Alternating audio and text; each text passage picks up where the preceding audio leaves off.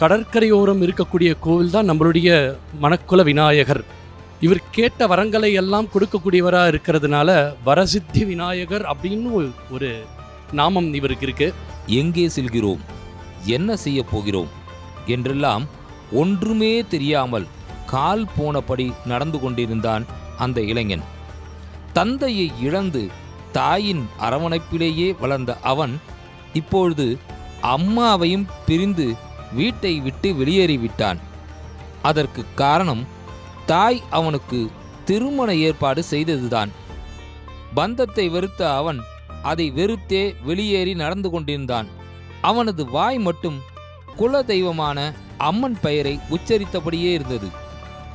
மொரட்டாண்டி என்கிற ஊரை நெருங்கிய போது கொஞ்சம் கொஞ்சமாக எல்லாம் புரியத் தொடங்கியது அவனுக்கு. எல்லோரையும் போல் கல்யாணம், குழந்தை, குடும்பம் என்று பந்தங்களுக்கு கட்டுப்பட்டு வாழ பிறந்தவன் அல்ல